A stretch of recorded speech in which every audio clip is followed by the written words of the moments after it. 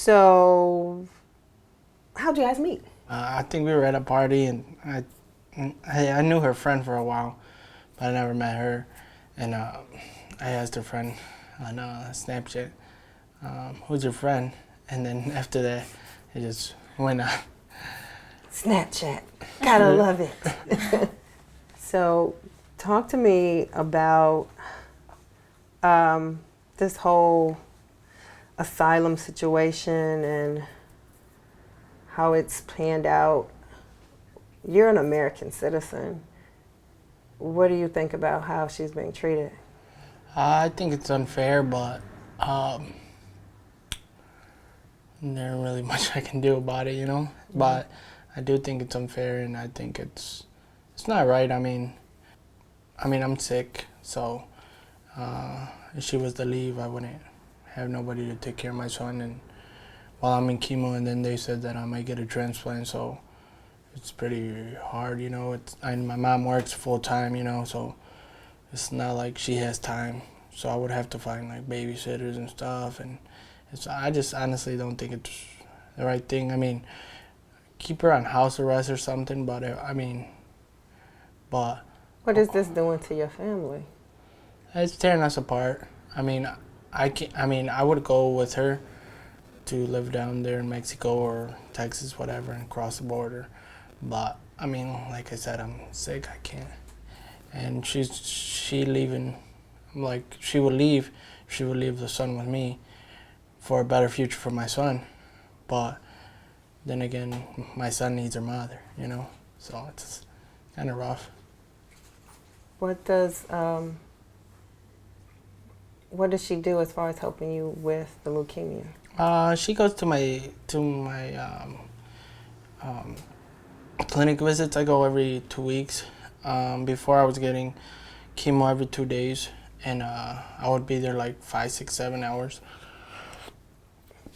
She helps me to bring me food sometimes, or to call the nurse when I can't, because sometimes the chemo is really strong, so I days off and I can't like visualize the person. So I tell her to go call the nurse when it's having after effects. Bring me food most of all.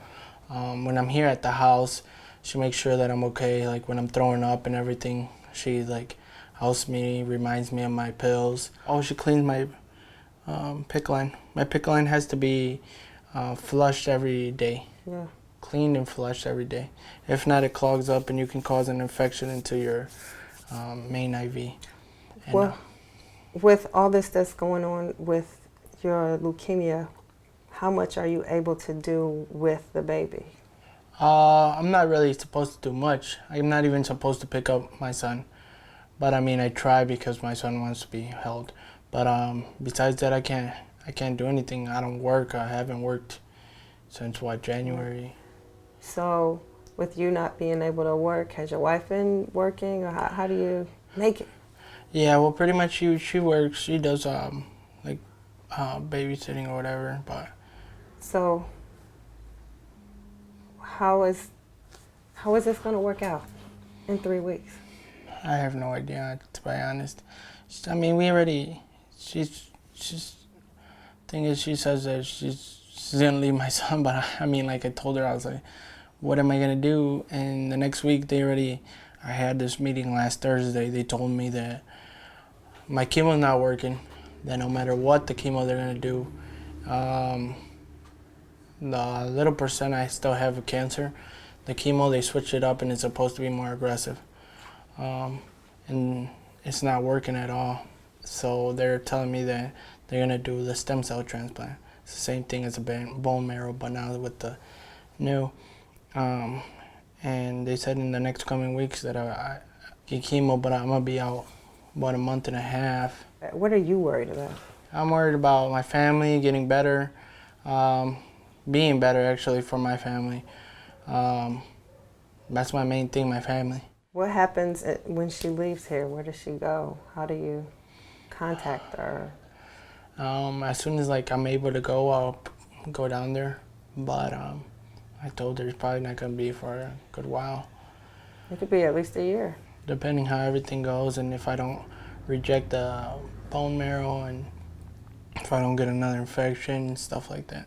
And they probably would tell me not to travel, because that's their main thing, not to travel, because I'm more vulnerable to get infections. So how are you going to make it without her here? I don't know how I'm going to make it.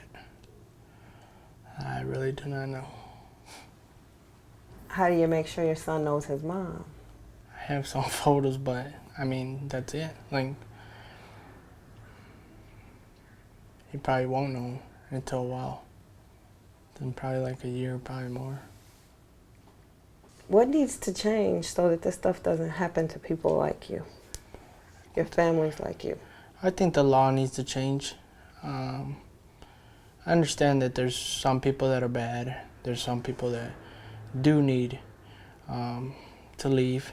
But I think there's certain circumstances like mine, and I bet you there's many other families that have the same circumstances that are going through rough times. Because I would say to the people who are doing it, put yourselves in my shoes. Put yourselves in my shoes and I'll be in your shoes.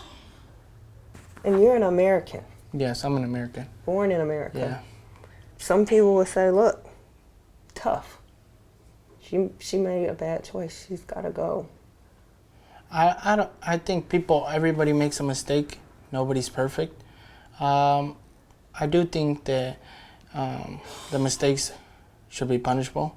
But I mean, I think there's a certain limit that people, okay, you get punished. And I know everybody's done something that they're not proud of, or a mistake they've done.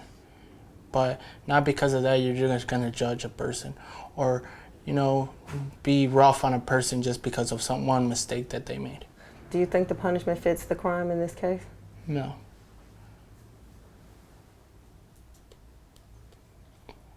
Is this just like a day-by-day thing? I'm really wondering, what do you do over the next 3 weeks knowing that this day is coming? We try to spend the most time we can with the family. Try not to think about the bad things, and have faith. Most of all, faith. And have you entertained the thought that Canada is very close? Has there been a point in your relationship, especially now down to crunch time, that was maybe a thought at all? Yes, we thought about it. She thought about it. She thought about leaving. But, I mean, this is I've lived here all my life, This is my country, You guys been together for 5.5 years, almost 6 years. You guys are in love. Tell me about the emotion of losing your wife, basically, that even if you do get to see her, it's going to be a couple years from now. Tell us about that emotional draw. That's probably one of the hardest things that hits me. I have no words, honestly. It breaks my heart. In a perfect world, what would happen in the next 3 weeks? Perfect world.